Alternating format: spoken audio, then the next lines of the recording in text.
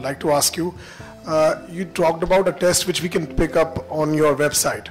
I wanted to know, is that a barometer of how you measure your smartness over a period of time, or is it just something which is just once done?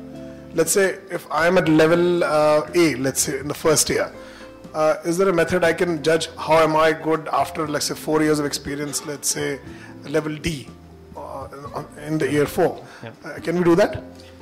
What we have on the website is what is called how often in these 6 capabilities we talked about, how often do we act wisely?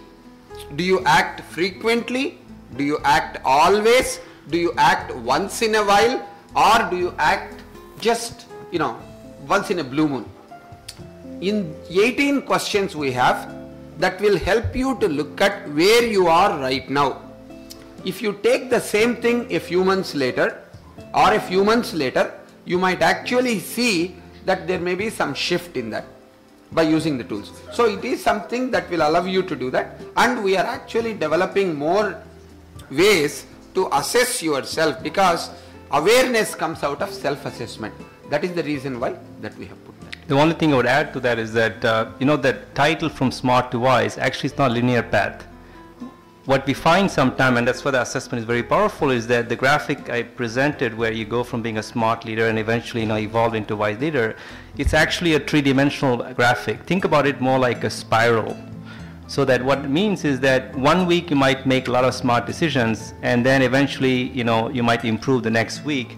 But then what happens is that you might again make some dumb decisions and week after, right? So there's going to be this kind of iterative process of discovering what is wise from your perspective.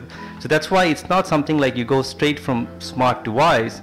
You might go from smart to wise and then eventually fall back to being smart. But overall, the idea is to say that using the assessment, if you figure out every 6 months that the last 6 months I on average made more wise decisions than smart decisions, right? Then you're a benchmark to use over time. So